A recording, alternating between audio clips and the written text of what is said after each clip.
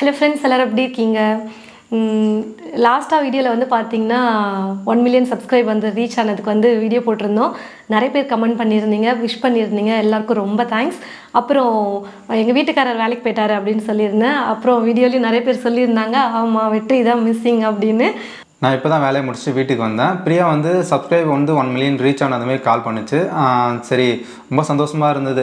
இது எப்போ வரும்னு கொஞ்சம் நாளாகவே எதிர்பார்த்துட்டே இருந்தோம். ரீச் ஆணுச்சு, ரொம்ப சந்தோஷமாக இருந்தது. அந்த டைமில் கொஞ்சம் வேலை பிஸியாக இருந்தனால பிரியாட்ட வந்து சரி வாழ்த்துக்கள் அப்படின்னு சொல்லிட்டு சிம்பிளாக நான் முடிச்சிட்டேன். அங்கே வேலை இருந்ததுனால பேச முடியல.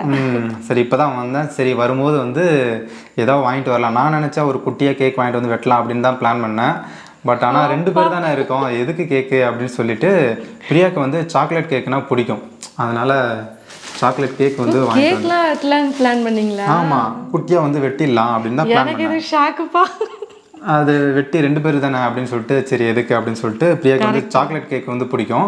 அதனால் அதில் வந்து வாங்கிட்டு வந்தேன்.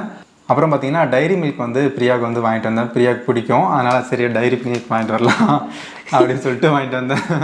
சரிதா, வாழ்த்துக்கள் 1 மில்லியன் வந்ததுக்கு. சீக்கிரம் வந்து அடுத்தடுத்து வந்து 2 மில்லியன் அப்படியே அடுத்தடுத்து போயிட்டே இருக்கணும். தேங்க்யூ.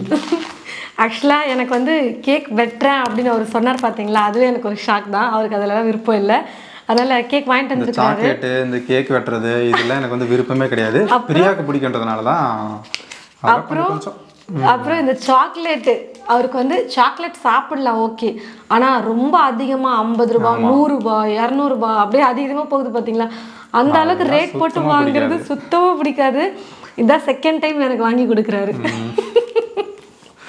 மேரேஜுக்கு முன்னாடி ஒரு டைம் வாங்கி கொடுத்தாரு, பல வருஷத்துக்கு முன்னாடி. இப்போது வாங்கி தராரு. நிஜமாவே நான் ரொம்ப ஹாப்பி. அதே போல் வந்து ரொம்ப சப்போர்ட் பண்ணுறீங்க நிறைய பேர், வந்து எல்லோருக்குமே ரொம்ப நன்றி. நிறைய பேர் கமெண்ட்டில் விஷ் பண்ணியிருந்தீங்க, அதையும் நான் வந்து பார்த்தேன். எல்லாருக்குமே ரொம்ப நன்றி. அதே போல் கீழே வந்து ஃபேஸ்புக் பேஜும் இருக்குது, அதுக்கும் வந்து சப்போர்ட் பண்ணுங்கள். அப்புறம் பார்த்திங்கன்னா பிரியாவுக்கு வந்து பப்ஸ் வாங்கிட்டு வந்தேன். வெஜ் பப்ஸ் வந்து பிரியா சாப்பிடுவோம் அப்படின்னு சொல்லிட்டு வாங்கிட்டு வந்தேன். பப்ஸு சாப்பிடுவேன் நான், வெஜ்ஜு அப்புறம் எக்கு மஷ்ரூம் 3 பப்ஸு சாப்பிடுவேன்.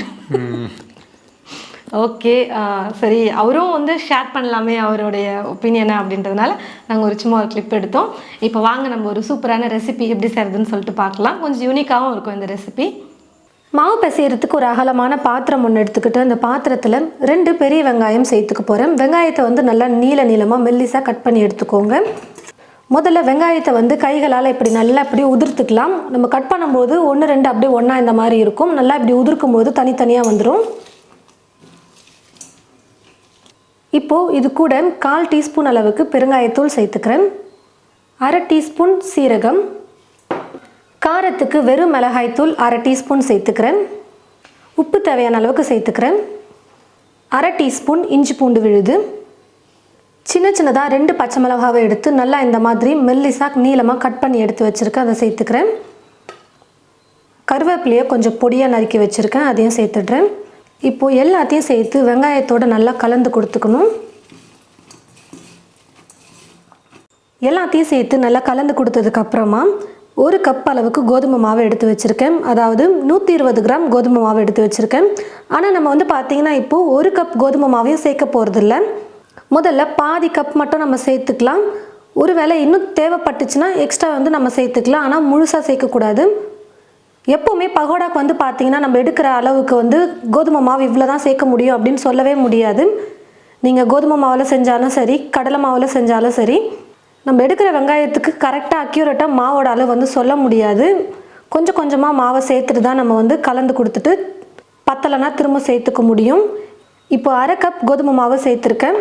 நல்லா வெங்காயத்தோடு சேர்த்து கலந்து கொடுத்துக்கலாம். தேவைப்பட்டதுன்னா மட்டும் திரும்பவும் எக்ஸ்ட்ரா சேர்த்துக்கலாம்.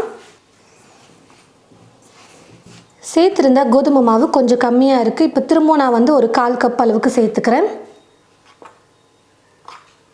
மொத்தமாக இப்போ வந்து பார்த்திங்கன்னா நான் வந்து 3/4 கப் அளவுக்கு கோதுமை மாவு சேர்த்துருக்கேன். அதாவது ஒரு 100 கிராம் கோதுமை மாவு வந்து நான் சேர்த்துருக்கேன். மாவை வெங்காயத்தோட முடிஞ்ச அளவுக்கு நல்லா கலந்து கொடுத்துருங்க. வெங்காயத்தில் கொஞ்சம் ஈரப்பதம் இருக்கும், அதனால் அந்த ஈரப்பதத்திலே மாவை முடிஞ்ச அளவுக்கு நல்லா கலந்து கொடுத்துட்டு அதுக்கப்புறமா தான் நம்ம தண்ணி தேவைப்பட்டால் சேர்த்து மிக்ஸ் பண்ணணும். இப்போ வந்து பார்த்திங்கன்னா எண்ணெயை வந்து நல்லா நான் வந்து சூடு பண்ணி எடுத்து வச்சுருக்கேன். சூடான எண்ணெயை ஒரு 2-3 ஸ்பூன் அளவுக்கு சேர்த்துக்கலாம்.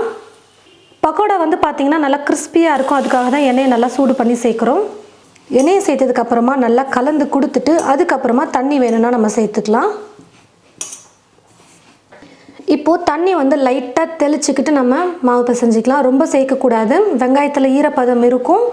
நம்ம ரொம்ப இலக்கமாக பிசைஞ்சிட்டோம்னா இன்னும் தண்ணி விட்ட மாதிரி ஆகிடும், அப்போ இன்னும் இலக்கமாகிடும்.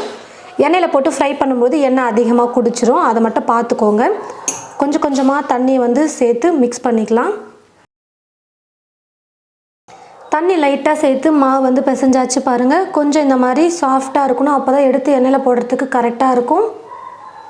வெங்காயமாக இருக்குதுன்னு நீங்கள் வந்து பார்ப்பீங்க, அப்போ மாவு பத்தலைன்னு சொல்லிட்டு நிறையா போட்டுறாதீங்க. இந்த மாதிரி தான் தெரியும், வெங்காயம் நிறையா இருக்கிற மாதிரி. எண்ணெயில் ஃப்ரை பண்ணும்போது கரெக்டாக இருக்கும். கடாயில் எண்ணெய் ஊற்றி வச்சுட்டு எண்ணெய் வந்து பார்த்திங்கன்னா நல்லா காஞ்சி வந்துடுச்சு. இப்போது கொஞ்சம் கொஞ்சமாக மாவை வெங்காயத்தோடு சேர்த்து நம்ம எடுத்து எண்ணெயில் போட்டு ஃப்ரை பண்ணிக்கலாம். எண்ணெய் வந்து பார்த்திங்கன்னா ரொம்ப காஞ்சிருக்கக்கூடாது. ரொம்ப காஞ்சிருச்சுன்னா என்ன ஆகும்னு பார்த்திங்கன்னா சீக்கிரமாக கருகிடும், ஆனால் வெந்திருக்காது. மாவு வந்து பார்த்திங்கன்னா கோதுமை மாவு கொஞ்சம் வேகணும். எண்ணெய் காஞ்சிருச்சுன்னா கூட ஸ்டவ்வை வந்து குறைச்சி வச்சுக்கிட்டு குக் பண்ணிக்கோங்க.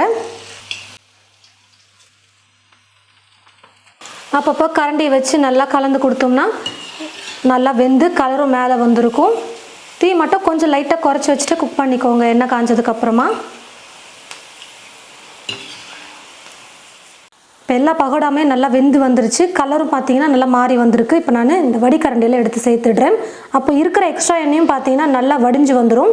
எண்ணெயே இல்லாமல் சாப்பிட சூப்பராக இருக்கும் பகோடா. இதே போல் மீதி இருக்கிற மாவையும் கொஞ்சம் கொஞ்சமாக எடுத்து எண்ணெயில் போட்டு ஃப்ரை பண்ணி எடுத்துக்கலாம். பாருங்கள் ஃப்ரெண்ட்ஸ், நல்லா மொறுன்னு சூப்பராக நம்ம கோதுமை மாவு வெங்காயத்தை வச்சு பகோடா ரெசிபி ரெடி பண்ணிட்டோம். சுட சுட ஈவினிங் இந்த மாதிரி பகோடா செஞ்சுட்டு டீ கூட சாப்பிடும்போது அவ்வளோ சூப்பராக இருக்கும். ஒரு 15 நிமிஷம் இருந்தால் போதும், பகோடா ரெடி ஆகிடும். ரொம்பவே ஈஸி தான் செய்யறது, அதே சமயம் நல்லா டேஸ்டியாகவும் சூப்பராகவும் இருக்கும். இனி கடைக்கு போயிட்டு நம்ம எப்போவுமே பகோடா வாங்கி சாப்பிடவே வேணாம், வீட்லேயே நமக்கு பிடிச்ச மாதிரி பகோடா வந்து நம்ம நிறைய விதத்தில் செஞ்சுக்கலாம். நம்ம சேனலே பார்த்தீங்கன்னா நிறைய விதமான பகோடா ரெசிபீஸ்லாம் அப்லோட் பண்ணியிருக்கோம். டக்குன்னு ஸ்நாக்ஸ் சாப்பிடணும் அப்படின்னு தோணுச்சுன்னா கோதுமை மாவு வெங்காயத்தை வச்சு நீங்கள் இந்த மாதிரி பகோடா செஞ்சிடலாம். நல்லா மொறுன்னு சூப்பராக இருக்குது. கண்டிப்பாக நீங்கள் உங்களுடைய வீட்டில் ஒரு 10-15 நிமிஷம் இருந்தால் இந்த ஸ்நாக்கை ட்ரை பண்ணி பாருங்கள். ட்ரை பண்ணி பார்த்துட்டு எப்படி இருக்குன்னு மறக்காமல் கமெண்ட் பாக்ஸில் வந்து கமெண்ட் பண்ணுங்கள். இந்த வீடியோவை மற்றவங்களுக்கும் ஷேர் பண்ணுங்கள். இது போல் நிறைய ரெசிபீஸ் பார்க்க தமிழ் ஃபுட் மசாலா சேனலை மறக்காமல் சப்ஸ்கிரைப் பண்ணிக்கோங்க. கூடவே பக்கத்தில் இருக்கிற பெல் ஐக்கானை கிளிக் பண்ண மறந்துடாதீங்க. தேங்க்யூ.